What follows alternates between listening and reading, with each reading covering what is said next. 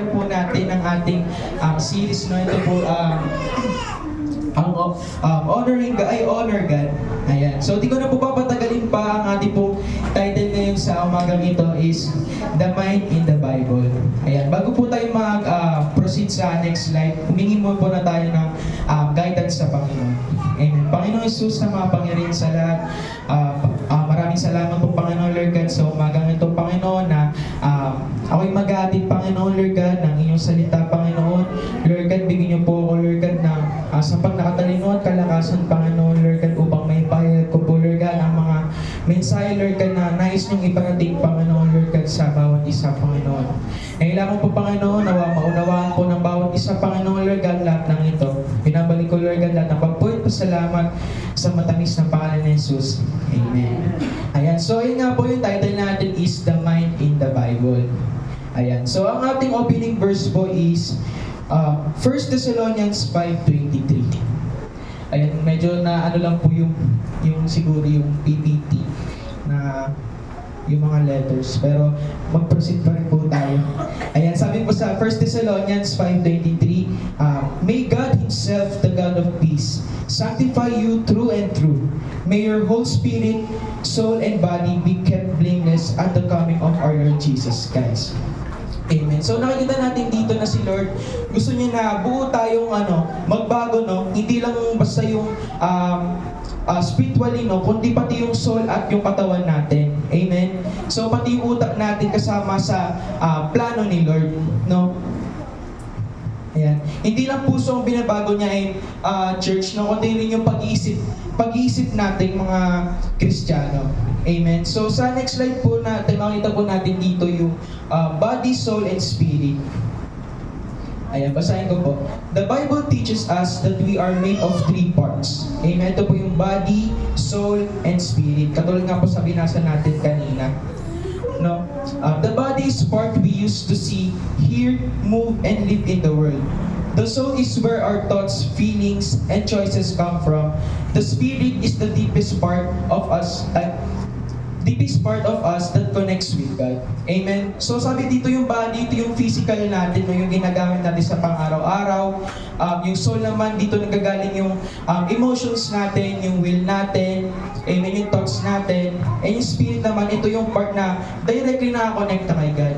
Amen. Kung gusto natin yung tunay na pagbabago or ma-honor natin ang Panginoon, amen, hindi pwede puso lang yung dapat, hindi pwede yung puso lang dapat yung nababago, amen.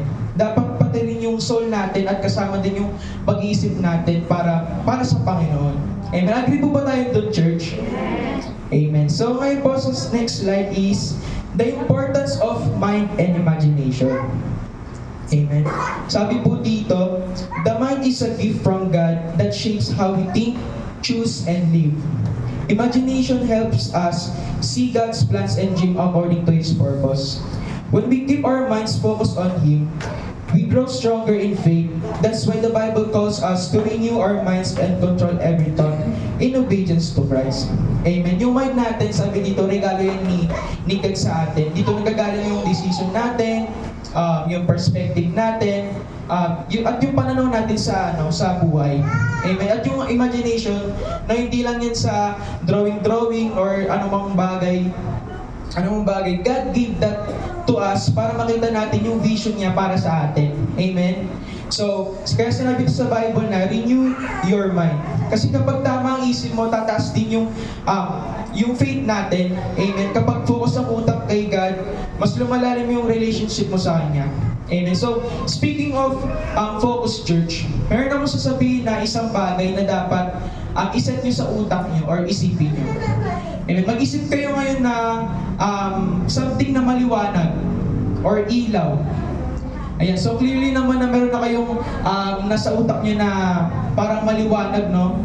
So ngayon naman, mag-isip kayo na madilim na lugar. Ayan, so napansin nyo, church, nawala na sa utak nyo yung liwanag kasi sinet ko na sa utak nyo yung dilim or madilim na lugar. Amen. So dito natin makikita yung importansya ng pagsiset ng utak natin sa pang-araw-araw. Amen. So imbis na sinasabi natin kay Lord, Lord, sa araw na to, di ako mag-focus sa gantong gawain. Lord, sa araw na to, iiwasan ko yung mga gantong kasalanan. Lord, sa araw na to, di ko gagawin to. Amen. So, ang nasiset sa utak natin is yung mga kasalanan na dapat hindi natin gagawin. So, parang mas lalo pa tayong matitim. Amen. So, imbes na yun yung gawin natin, sabihin natin sa Panginoon, Lord, sa araw na ito, sisimulan ko yung araw na sa'yo lang ako nakafocus, Panginoon. Lord, sa araw na ito, mag-focus ako, Lord God, sa prayer, Lord. Sa araw na ito, Lord God, magpa-follow ako sa iyo, Panginoon. Amen. So, di ba nakita niyo yung diferensya ng ibang, ng ibang tagito ng sitwasyon, no? Yung isa sinet mo yung utak mo sa kasalanan na dapat di mo gawin, at yung isa naman sinet mo yung utak mo na magpo-focus ka lang kay Lord. So, by that, no, na mas lalo tayo makakapag-focus sa Panginoon na magagawa natin yung magiging matagumpay yung araw natin. Amen? So, dito po meron tayong 3 conditions of, saan po pala muna tayo? Sa problems in the mind. Ayan. Our minds can face many problems that affect how we live and follow God. Sometimes we struggle with negative thoughts like fear, doubt, and worry. We can also get confused or distracted by things around us. If we don't guard our minds, these problems can lead us away from God's purpose for our lives. Amen. Amen. So aminin natin, no, lahat tayo merong mga kaguluhan sa utak natin minsan, no. Meron tayong fear, meron tayong nararamdaman na worry or overthinking, insecurities, no. Lahat 'yan sumusulpot sa utak natin. Amen. So at kung hindi natin babantayan yung iniisip natin, no, unti-unti tayo nalalayo sa purpose ni God. Amen. Yung kalaban kasi natin, hindi lang yung physical, minsan lagi siya sa utak natin. Amen. Doon siya tumatarget sa utak natin. So ngayon meron po tayong 3 conditions of the mind. Ayan, meron po tayong natural mind, meron dyan carnal mind, and renewed mind. So mag-start muna tayo sa natural mind. Ayan, sabi sa 1 Corinthians 2 verse 14, sabi dito, but people who are spiritual can understand these truths from God's Spirit. It all sounds foolish to them because they can understand it, since only those who are spiritual can understand what the Spirit means. Amen. So sabi dito, no, yung natural mind natin, yung natural mind ay yung isipan na taong hindi pa kilala si God. Amen. Para sa kanila yung mga bagay tungkol sa Diyos, parang kalokohan lang, parang walang kwenta or walang saysay. Amen. Kaya kahit anong preaching, devotion, or Bible verse, hindi nila fully magets. Amen. Kasi hindi pa bukas yung puso't isipan nila sa Holy Spirit. Amen. Next naman is yung carnal mind. Sa Romans 8 verse 5 to 7. Ayan. Those who live according to the flesh have their mind set on the flesh. Those who live according to the flesh have their mind set on what the flesh desires. But those who live in the Spirit have their mind set on what the Spirit desires. The mind controlled by the flesh is death, but the mind controlled by the Spirit is life and peace. Amen? The sinful mind is hostile to God. It never obeys God's law, and it never can. Amen? Sabi dito, carnal mind naman, ito yung utak na alam na yung tama. Amen? Pero sinasadyang mamuhay ayon sa gusto ng katawan natin or gusto ng laman natin. Amen? Nag-church tayo, nagpipray, pero ang iniisip pa rin natin is yung makasarili or makamundong bagay. Amen? At yung malungkot pa dito, sabi dito na the sinful mind is hostile to God. It never obeys God's law. Amen? So kung carnal yung mind natin, amen, lagi tayong mahihirapang sumunod kay God. Amen? Pero tayo mga Christian, dito na tayo sa renewed mind. Amen? Ayan, so basahin po natin sa Romans 12:2. Sabi dito, don't copy the behavior and customs of this world, but let God transform you into a new person by changing the way you think. Then you will learn to know God's will for you, which is good and pleasing and perfect. Amen. So, ito yung goal natin, no, yung renewed mind. So, ito yung isipan na binago na ni Lord na hindi na nakikisabay kung ano man yung usong galawan ngayon sa mundo or kung ano pang mga bagay na hindi kaaya-aya sa Panginoon. Amen. Ito yung utak na nag-iisip base sa salita ng Panginoon. Amen. Sabi sa verse na kapag renewed ng mind mo, saka mo lang talaga malalaman yung good, pleasing, and perfect will of God.